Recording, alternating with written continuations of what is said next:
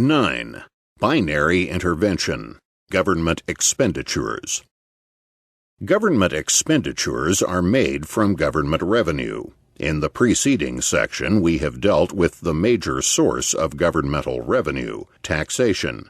Later, we shall deal with inflation, or money creation. And in the present section, a discussion of government enterprise is included. For a brief treatment of the final major source of government revenue, borrowing from the public, see Appendix A. A. The productive contribution of government spending. Government expenditures are a coerced transfer of resources from private producers to the uses preferred by government officials. It is customary to classify government spending into two categories: resource-using and transfer. Resource-using expenditures frankly shift resources from private persons in society to the use of government. This may take the form of hiring bureaucrats to work for government, which shifts labor resources directly, or of buying products from business firms. Transfer payments are pure subsidy spending, when the government takes from Peter to pay Paul.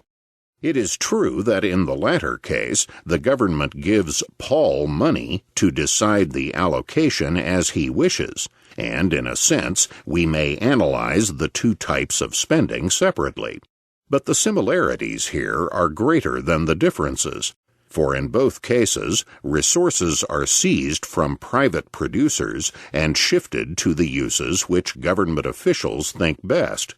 After all, when a bureaucrat receives his government salary, this payment is, in the same sense, a transfer payment from the taxpayers, and the bureaucrat is also free to decide how further to allocate the income at his command. In both cases, money and resources are shifted from producers to non-producers, who consume or otherwise use them.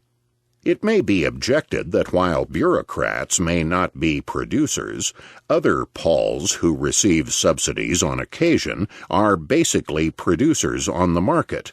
To the extent that they receive subsidies from the government, however, they are being non-productive and living off the producers by compulsion. What is relevant, in short, is the extent to which they are in a relation of state to their fellow men. We might add that in this work, the term state is never meant in an anthropomorphic manner. State really means people acting toward one another in a systematically statish relationship.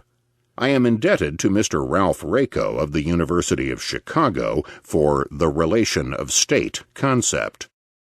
This type of analysis of government has been neglected because economists and statisticians tend to assume, rather blithely, that government expenditures are a measure of its productive contribution to society. In the private sector of the economy, the value of productive output is sensibly gauged by the amount of money that consumers spend voluntarily on that output. Curiously, on the other hand, the government's productive output is gauged not by what is spent on government, but by what government itself spends. No wonder that grandiose claims are often made for the unique productive power of government spending, when a mere increase in that spending serves to raise the government's productive contribution to the economy. Originally, Professor Simon Kuznets contended that only taxes should gauge the government's productive output, thus measuring product by revenue, as in the case of private firms. But taxes, being compulsory, cannot be used as a productive gauge. In contrast to the present method of national income accounting, Kuznets would have eliminated all government deficits from its productive contribution. What then is the productive contribution of government? Since the value of government is not gauged on the market, and the payments to the government are not voluntary, it is impossible to estimate.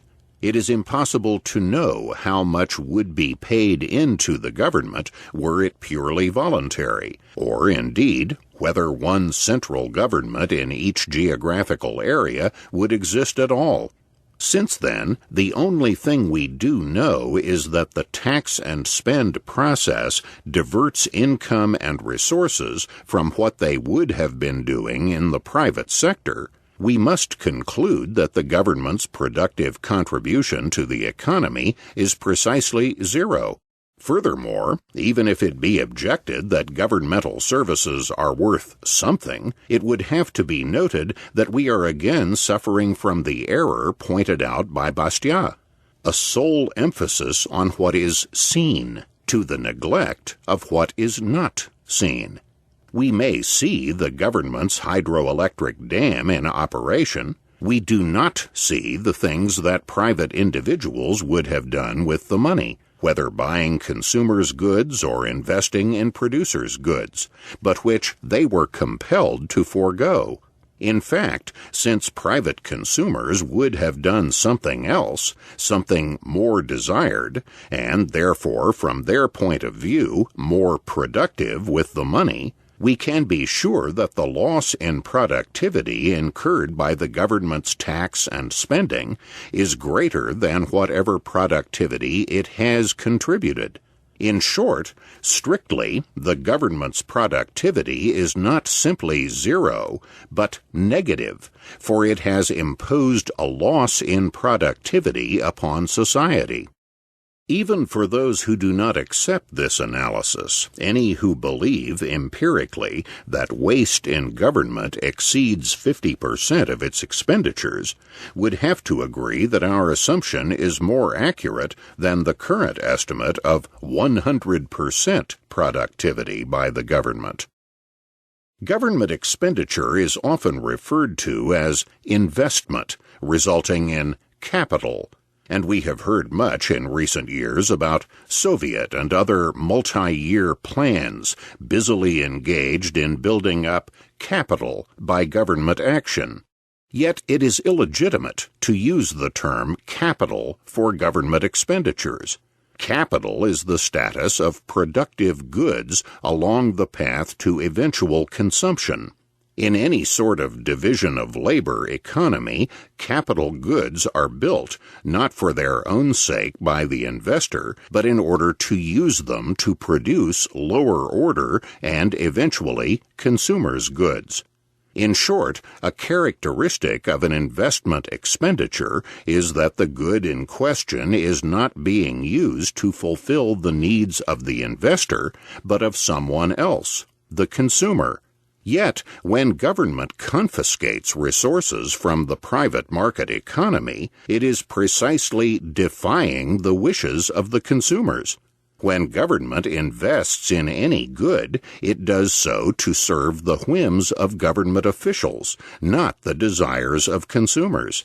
Therefore, no government expenditures can be considered genuine investment, and no government-owned assets can be considered capital.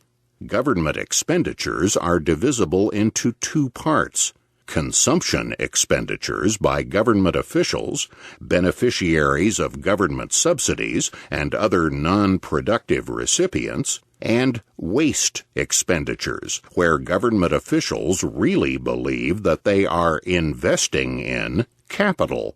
These waste expenditures result in waste assets. If a waste asset owned by the government is sold to private enterprise, then all or part of it might become a capital good. But this potential does not make the good capital while used by the government. It might be objected that government purchases are genuine investments when used by a government enterprise that charges prices on the market. We shall see, however, that this is not really enterprise, but playing at enterprise. The consumption of the governmentally privileged is, of course, in a different category from private consumption, since it is necessarily at the expense of the private consumption of producers. We may therefore call the former anti-productive consumption. This is to be distinguished from the classical concept of non-productive consumption, as all consumption above that needed to maintain the productive capacity of the laborer. B. Subsidies and transfer payments. Let us delve a little further into the typology of government spending. Transfer spending, or subsidies, distort the market by coercively penalizing the efficient for the benefit of the inefficient. And it does so even if the firm or individual is efficient without a subsidy, for its activities are then being encouraged beyond their most economic point. Subsidies prolong the life of inefficient firms and prevent the flexibility of the market from fully satisfying consumer wants. The greater the extent of government subsidy, the more the market is prevented from working. The more resources are frozen in inefficient ways, and the lower will be the standard of living of everyone. Furthermore, the more government intervenes and subsidizes, the more caste conflict will be created in society, for individuals and groups will benefit only at one another's expense. The more widespread the tax and subsidy process, the more people will be induced to abandon production and join the army of those who live coercively off production. Production and living standards will be progressively lowered as energy is diverted from production to politics and as government saddles a dwindling base of production with a growing and more top-heavy burden of the state-privileged.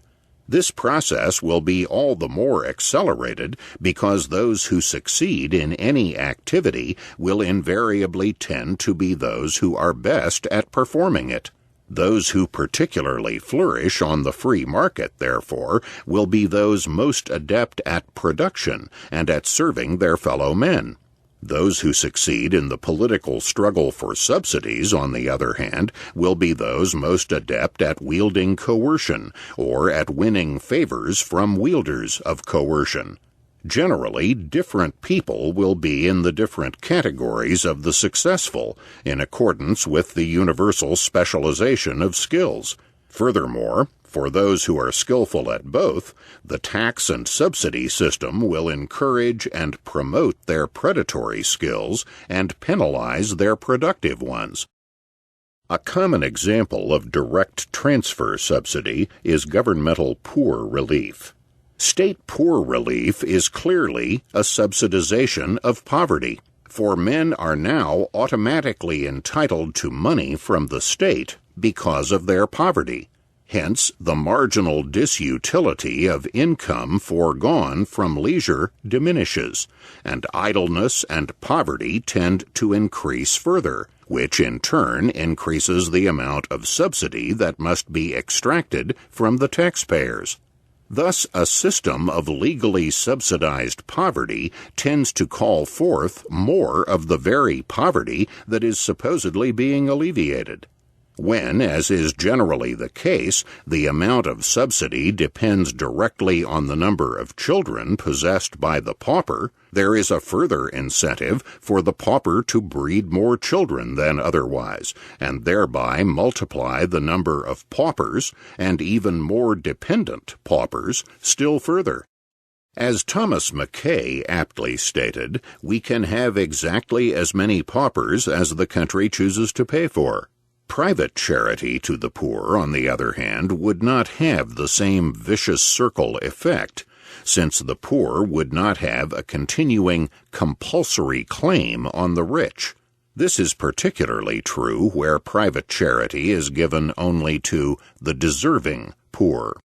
The sincerity of the state's desire to promote charity towards the poor may be gauged by two perennial drives of government: to suppress charity rackets, and to drive individual beggars off the streets because the government makes plenty of provision for them.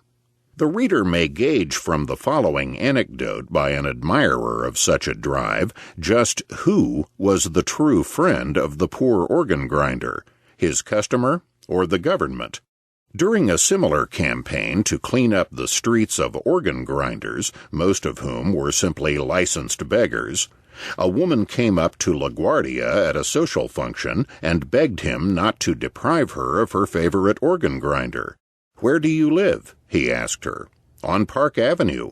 LaGuardia successfully pushed through his plan to eliminate the organ grinders and the peddlers, despite the pleas of the penthouse slummers. The effect of both measures is to cripple voluntary individual gifts of charity and to force the public to root its giving into the channels approved by and tied in with government officialdom. Similarly, governmental unemployment relief, often supposed to help in curing unemployment, has the precisely reverse effect. It subsidizes and intensifies unemployment. We have seen that unemployment arises when laborers or unions set a minimum wage above what they could obtain on the unhampered market. Tax aid helps them to keep this unrealistic minimum and hence prolongs the period of unemployment and aggravates the problem. C. Resource-using activities. Let us now return to the resource-using activities of government, where the state professes to be providing a service of some sort to the public. Government service may be either furnished free or sold at a price to users. Free services are particularly characteristic of government. Police and military protection, firefighting, education, parks, some water supply come to mind as examples. The first point to note, of course, is that these services are not and cannot be truly free. A free good, as we saw early in this book, would not be a good, and hence not an object of human action. It would simply exist in superabundance for all. If a good does not exist aplenty for all, then the resource is scarce, and supplying it costs society other goods foregone. Hence, it cannot be free. The resources needed to supply the free governmental service are extracted from the rest of production. Payment is made, however, not by users on the basis of their voluntary purchases, but by a coerced levy on the taxpayers. A basic split is thus effected between payment and receipt of service. This split is inherent in all government operations. Many grave consequences follow from the split, and from the free service as well. As in all cases where price is below the free market price, an enormous and excessive demand is stimulated for the good, far beyond the supply of service available. Consequently, there will always be shortages of the free good, constant complaints of insufficiency, overcrowding, etc. An illustration is the perpetual complaints about police insufficiency, particularly in crime-ridden districts, about teacher and school shortages in the public school system, about traffic jams on government-owned streets and highways, etc. In no area of the free market are there such chronic complaints about shortages, insufficiencies, and low-quality service. In all areas of private enterprise, firms try to coax and persuade consumers to buy more of their product. Where government owns and operates, on the other hand, there are invariably calls on consumers for patience and sacrifice, and problems of shortages and deficiencies continually abound. It is doubtful if any private enterprise would ever do what the New York City and other governments have done, exhort consumers to use less water. It is also characteristic of government operation that when a water shortage develops, it is the consumers and not the government enterprisers who are blamed for the shortage. The pressure is on consumers to sacrifice and to use less, while in private industry, the welcome pressure is on entrepreneurs to supply more. The well-known inefficiencies of government operation are not empirical accidents, resulting perhaps from the lack of a civil service tradition. They are inherent in all government enterprise, and the excessive demand fomented by free and other underpriced services is just one of the many reasons for this condition. Free supply not only subsidizes the users at the expense of non-using taxpayers, it also misallocates resources by failing to supply the service where it is most needed. The same is true to a lesser extent wherever the price is under the free market price. On the free market, consumers can dictate the pricing and thereby assure the best allocation of productive resources to supply their wants. In a government enterprise, this cannot be done. Let us take again the case of the free service. Since there is no pricing, and therefore no exclusion of submarginal uses, there is no way that the government, even if it wanted to, could allocate its services to their most important uses and to the most eager buyers. All buyers, all uses, are artificially kept on the same plane. As a result, the most important uses will be slighted. The government is faced with insuperable allocation problems, which it cannot solve even to its own satisfaction. Thus, the government will be confronted with the problem, should we build a road in place A or place B? There is no rational way whatever by which it can make this decision. It cannot aid the private consumers of the road in the best way. It can decide only according to the whim of the ruling government official, that is, only if the government officials do the consuming and not the public. Thus, the government official may select a road that will yield him or his allies more votes. If the government wishes to do what is best for the public, it is faced with an impossible task. D. The fallacy of government on a business basis.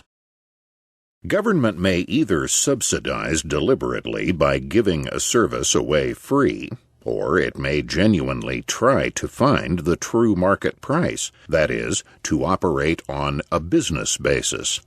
The latter is often the cry raised by conservatives, that government enterprise be placed on a business footing, that deficits be ended, etc. Almost always this means raising the price. Is this a rational solution, however? It is often stated that a single government enterprise operating within the sphere of a private market and buying resources from it can price its services and allocate its resources efficiently. This, however, is incorrect. There is a fatal flaw that permeates every conceivable scheme of government enterprise and ineluctably prevents it from rational pricing and efficient allocation of resources. Because of this flaw, government enterprise can never be operated on a business basis, no matter how ardent a government's intentions. What is this fatal flaw? It is the fact that government can obtain virtually unlimited resources by means of the coercive tax power, that is, limited only by the total resources of society. Private businesses must obtain their funds from private investors. This allocation of funds by investors, based on time preference and foresight, rations funds and resources to the most profitable and therefore the most serviceable uses. Private firms can get funds only from consumers and investors. They can get funds, in other words, only from people who value and buy their services, and from savers who are willing to risk investment of their saved funds in anticipation of profit. In short, payment and service are, we repeat, indissolubly linked on the market. But government, on the other hand, can get as much money as it likes. The free market, therefore, provides a mechanism, which we have analyzed in detail, for allocating funds for future and present consumption, for directing resources to their most value-productive uses for all the people. It thereby provides a means for businessmen to allocate resources and to price services to ensure optimum use. Government, however, has no check rein on itself. That is, no requirement of meeting a test of profit and loss or valued service to consumers to permit it to obtain funds. Private enterprise can get funds only from satisfied, valuing customers and from investors guided by present and expected future profits and losses. Government gets more funds at its own whim. With the check rein gone, gone also is any opportunity for government to allocate resources rationally. How can it know whether to build Road A or Road B? Whether to invest in a road or a school, in fact, how much to spend for all of its activities. There is no rational way that it can allocate funds or even decide how much to have. When there is a shortage of teachers or schoolrooms or police or streets, the government and its supporters have only one answer: more money. The people must relinquish more of their money to the government. Why is this type of answer never offered on the free market? The reason is that money must always be withdrawn from some other use in consumption or investment, and this withdrawal must be justified. On the market, justification is provided by the test of profit and loss, the indication that the most urgent wants of the consumers are being satisfied. If an enterprise or product is earning high profits for its owners, and these profits are expected to continue, more money will be forthcoming. If not, and losses are being incurred, money will flow out of the industry. The profit and loss test serves as the critical guide for directing the flow of productive resources. No such guide exists for government, which therefore has no rational way to decide how much money to spend in total or in each specific line. The more money it spends, the more service, of course, it can supply, but where to stop? Proponents of government enterprise may retort that the government should simply tell its bureau to act as if it were a profit-making enterprise, and to establish itself in the same way as a private business. There are two basic flaws in this theory. One, it is impossible to play enterprise. Enterprise means risking one's own money in investment. Bureaucratic managers and politicians have no real incentive to develop entrepreneurial skills, to really adjust to consumer demands. They do not risk loss of their money in the enterprise. 2. Aside from the question of incentives, even the most eager managers could not function as a business.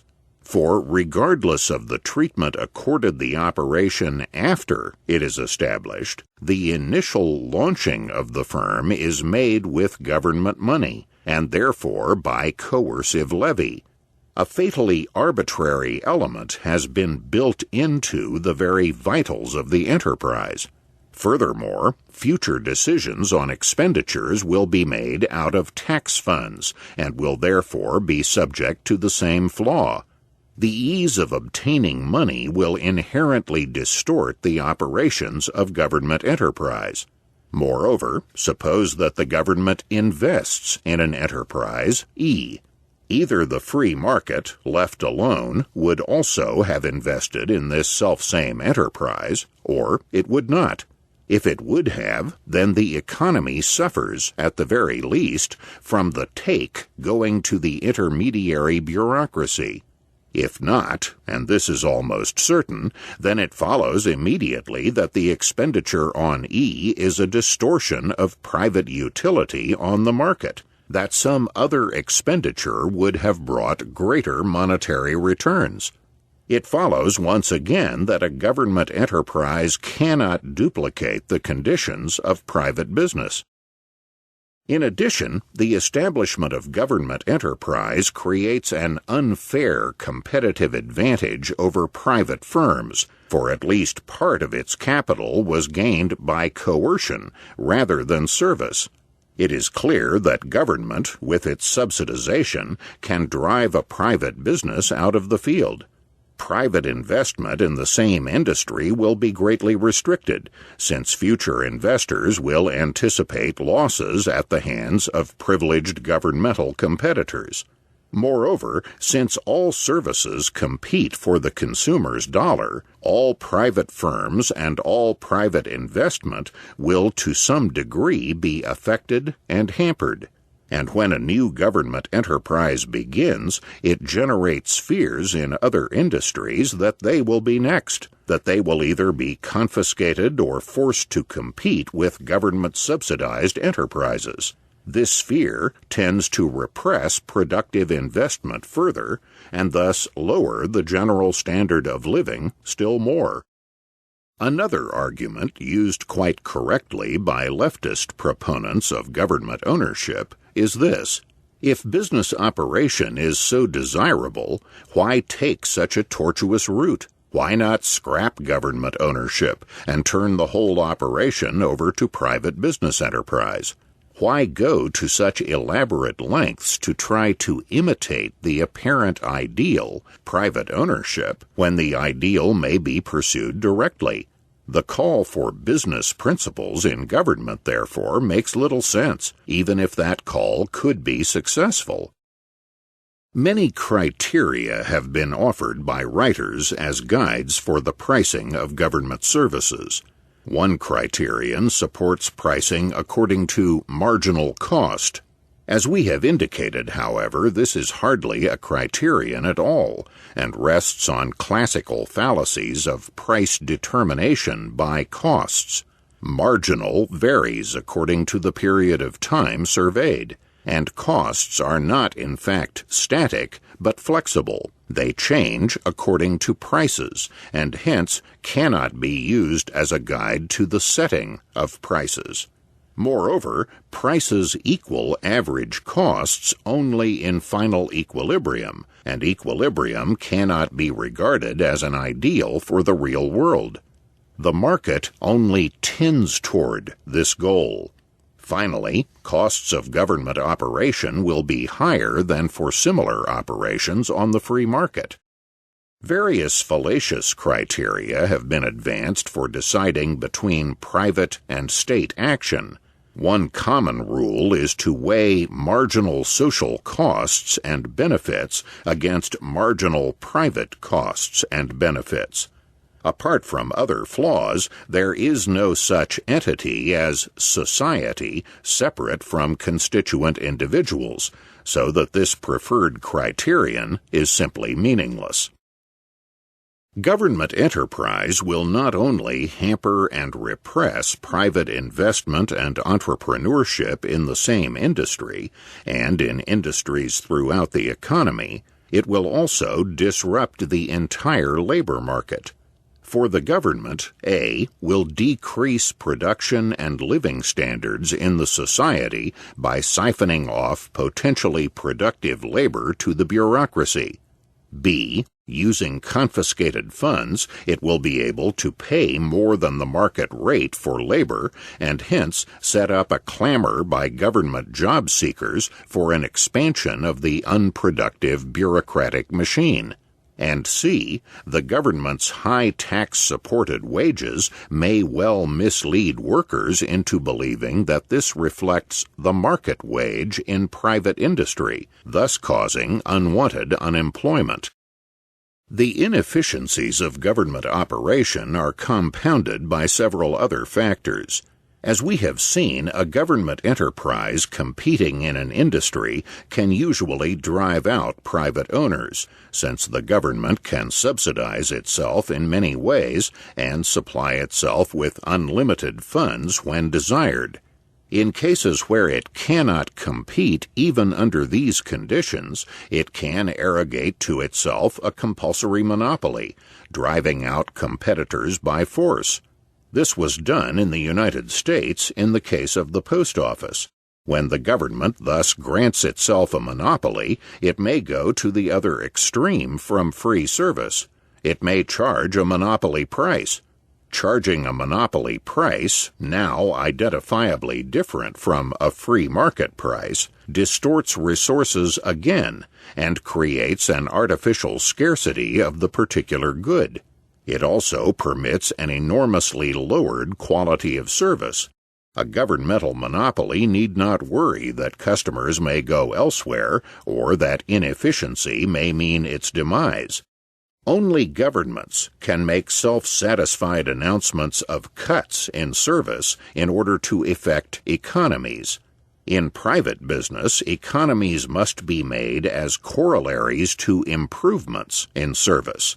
A recent example of a cut in government service in the midst of improving private services in most other fields was the decline in American postal deliveries from 2 to 1 a day, coupled, of course, with perennial requests for higher rates.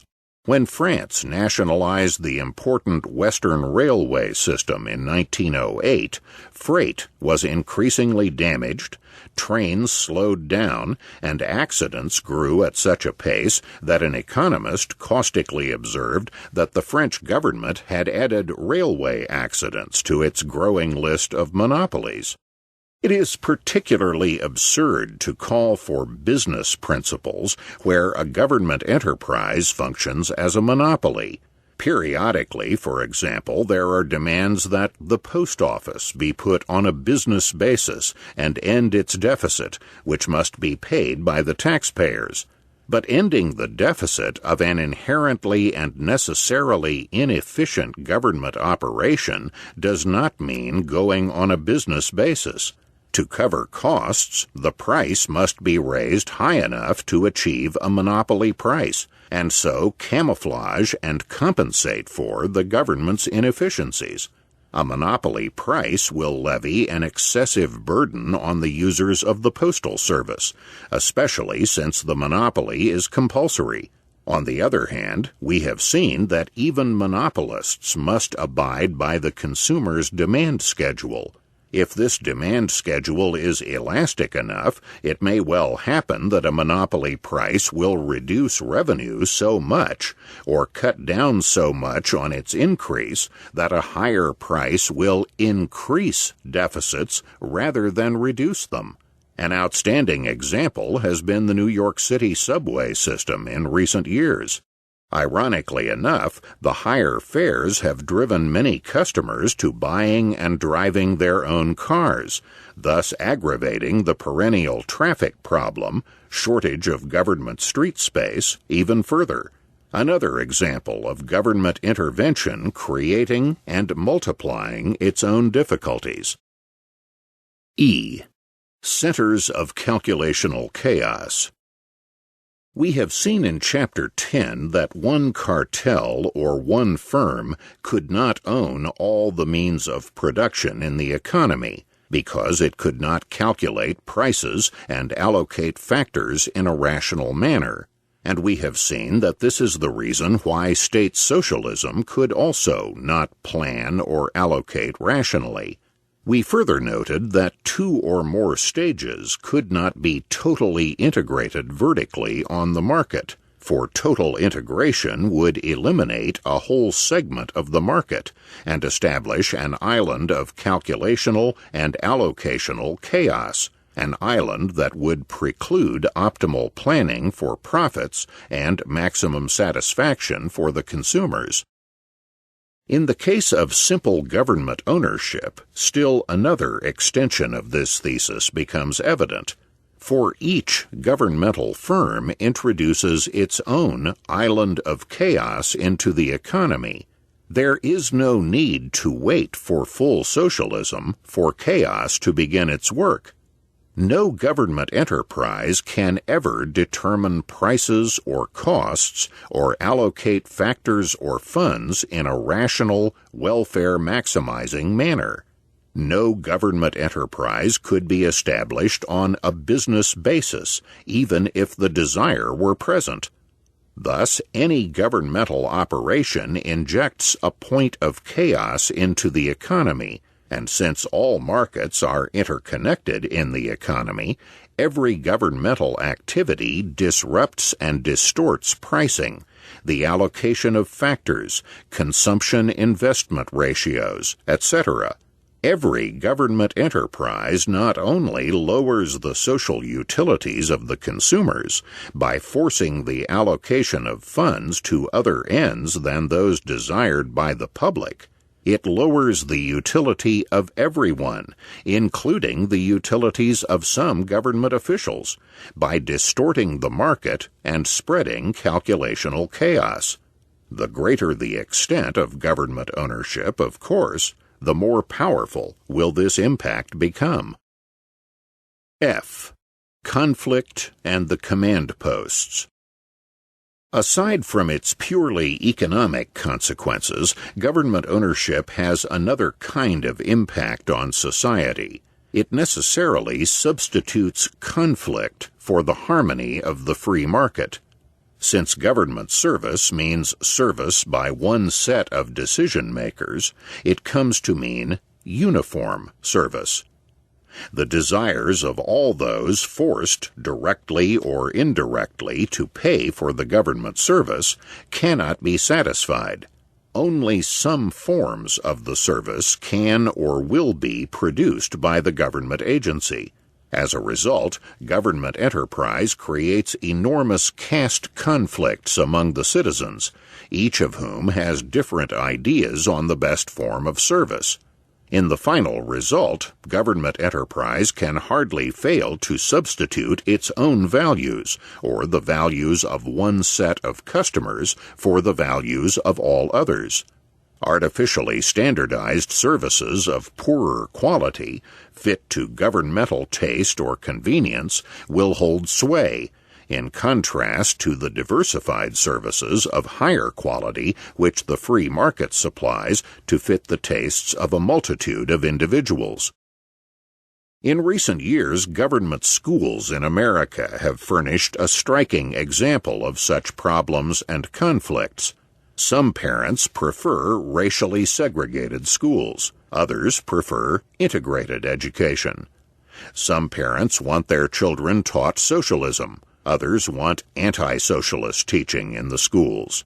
There is no way that the government can resolve these conflicts. It can only impose the will of one group by coercion and leave the others dissatisfied and unhappy.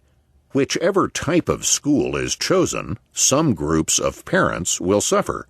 On the other hand, there is no such conflict on the free market, which provides any type of service demanded. On the market, those who want segregated or integrated, pro-socialist or individualist schools can have their wants satisfied. It is obvious, therefore, that governmental, as opposed to private, provision of services lowers the standard of living of much of the population. The degrees of government ownership in the economy vary from one country to another. But in all countries, the state has made sure that it owns and monopolizes the vital nerve centers, the command posts of the society. It has acquired compulsory monopoly ownership over these command posts, and it has always asserted without proof that private ownership and enterprise in these fields is simply and a priori impossible. Such vital command posts are defense, money, the mint, and nowadays note issue, rivers and coastal seas, streets and highways, land generally, the public domain and the power of eminent domain, and the post office. The defense function is particularly vital to the state's existence, for on its virtual monopoly of force depends its ability to extract taxes from its citizens. Another critical command post held, though not always monopolized by the state, is education, for government schooling permits the influencing of the youthful mind to accept the virtues of the government under which it lives, and of the principle of government intervention. Conservatives who often attack socialistic teaching in government schools are particularly wide of the mark, for the very fact that a government school exists and is therefore presumed to be good teaches its little charges the virtues of government ownership by example. And if government ownership is good and even preferable in schooling, why not for other educational media, for example, newspapers, or for other important social services? Even where the government does not have a compulsory monopoly of schooling, it approaches this ideal by compelling attendance of all children at either a government school or a private school approved by the government. Compulsory attendance brings into the schools those who do not desire or cannot benefit from schooling, and forces them out of such competing fields as leisure and business employment. G. The fallacies of public ownership. Finally, government ownership is often referred to as public ownership, the public domain, public schools, the public sector. The implication is that when government owns anything, every member of the public owns equal shares of that property. But we have seen that the important feature of ownership is not legal formality, but actual rule, and under government ownership, it is the government officialdom that controls and directs, and therefore owns, the property. Any member of the public who thinks he owns the property may test this theory by trying to appropriate for his own individual use his aliquot part of government property. It might be objected that individual stockholders of corporations cannot do this either. For example, a General Motors stockholder is not allowed to seize a car in lieu of cash dividends or in exchange for his stock. Yet stockholders do own their company, and this example precisely proves our point. For the individual stockholder can contract out of his company. He can sell his aliquot shares of General Motors stock to someone else. The subject of government cannot contract out of that government. He cannot sell his shares in the post office, for example, because he has no such shares. As F.A. Harper has succinctly stated, the corollary of the right of ownership is the right of disownership. So if I cannot sell a thing, it is evident that I do not really own it. It might be noted that even if all the fallacious planks of the Henry George structure were conceded, the single tax program would still not follow from the premises. As Benjamin Tucker brilliantly demonstrated years ago, the most that could possibly be established would be each man's right to his tiny aliquot part of the site value of every plot of land, not the state's right to the whole value. While rulers of government own public property, their ownership is not secure in the long run, since they may always be defeated in an election or deposed. Hence, government officials will tend to regard themselves as only transitory owners of public resources, while a private owner, secure in his property and its capital value, may plan the use of his resource over a long period of time in the future. The government official must exploit his property as quickly as he can, since he has no security of tenure. and even the most securely entrenched civil servant must concentrate on present use, because government officials cannot usually sell the capitalized value of their property as private owners can. In short, except in the case of the private property of a hereditary monarch, government officials own the current use of resources, but not their capital value. But if a resource itself cannot be owned, but only its current use, there will rapidly ensue an uneconomic exhaustion of the resource, since it will be to no one's benefit to conserve it over a period of time, and yet to each owner's advantage to use it up quickly. It is particularly curious, then, that almost all writers parrot the notion that private owners, possessing time preference, must take the short view in using their resources, while only government officials are properly equipped to exercise the long view. The truth is precisely the reverse. The private individual, secure in his capital ownership, can afford to take the long view because of his interest in maintaining the capital value of his resource. It is the government official who must take and run, who must exploit the property quickly while he is still in command. Those who object that private individuals are mortal while governments are immortal indulge in the fallacy of conceptual realism at its starkest. Government is not a real acting entity, but rather a type of interpersonal action adopted by actual individuals. H. Social Security.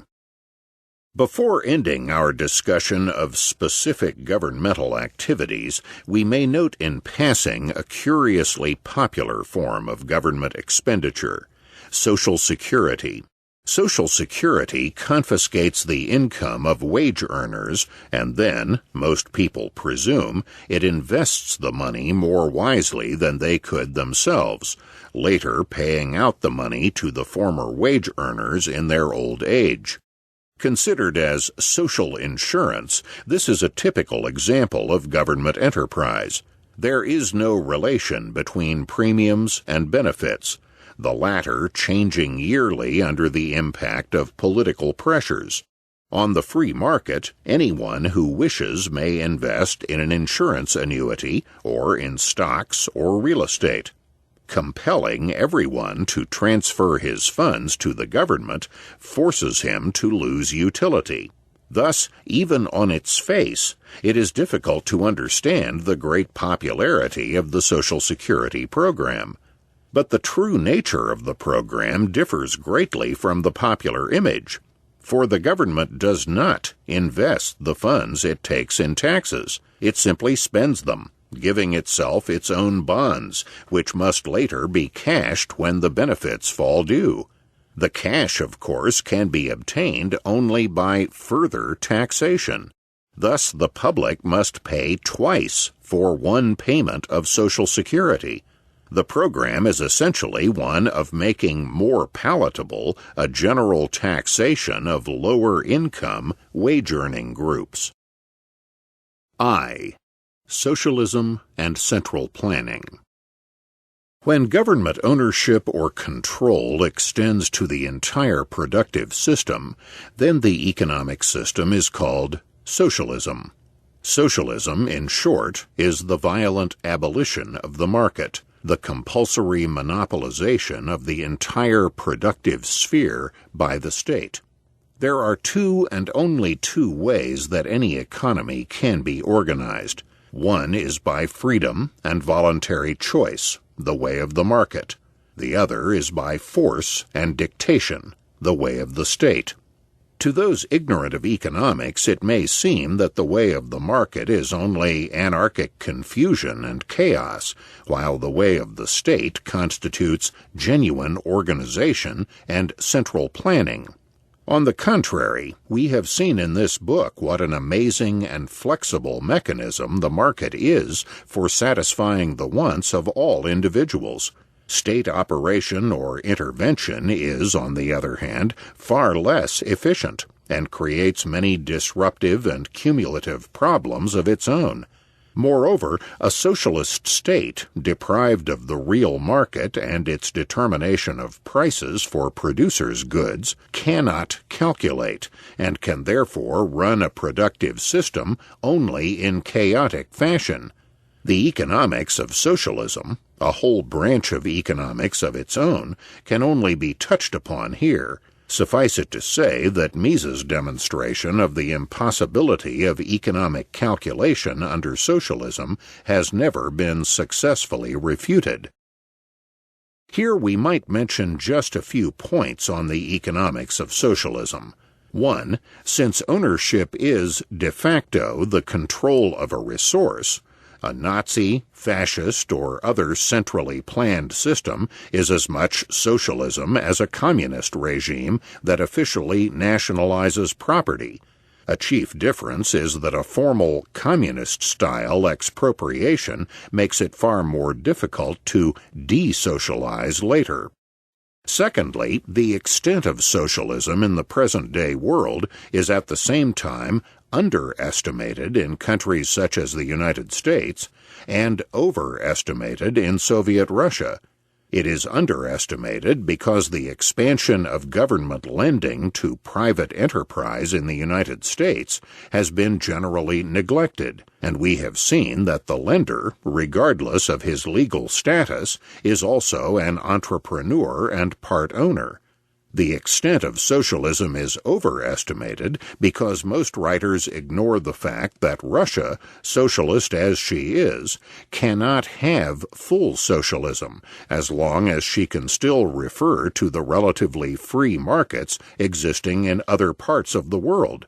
In short, a single socialist country or bloc of countries, while inevitably experiencing enormous difficulties and wastes in planning, can still buy and sell and refer to the world market, and can therefore at least vaguely approximate some sort of rational pricing of producers' goods by extrapolating from that market.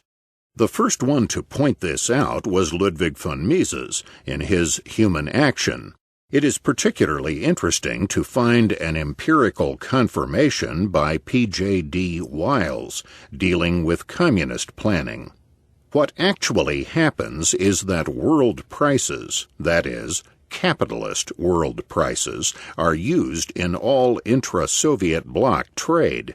They are translated into rubles and entered into bilateral clearing accounts. To the question, "What would you do if there were no capitalist world?" came only the answer, "We'll cross that bridge when we come to it." In the case of electricity, the bridge is already under their feet. There has been great difficulty in pricing it since there is no world market. The well-known wastes and errors of this partial socialist planning are negligible compared to what would be experienced under the total calculational chaos of a world socialist state. Another neglected factor diminishing the extent of planning in socialist countries is black market activities, particularly in commodities, candy, cigarettes, drugs, stockings, etc., that are easy to conceal. Even in bulkier commodities, falsification of records and extensive graft may bring some sort of limited market, a market violating all the socialist plans, into existence. Moreover, it should be noted that a centrally planned economy is a centrally prohibited economy. The concept of social engineering is a deceptive metaphor, since in the social realm it is largely people who are being planned, rather than the inanimate machinery of engineering blueprints. And since every individual is by nature, if not always by law, a self-owner and self-starter, that is, a self-energizer, this means that central orders, backed up as they must be under socialism by force and violence, effectively prohibit all the individuals from doing what they want most, or what they believe themselves to be best fitted to do. If the Central Planning Board, in short, orders X and Y to Pinsk to work as truck drivers, this means that X and Y are effectively and coercively prohibited from doing what they would have done voluntarily.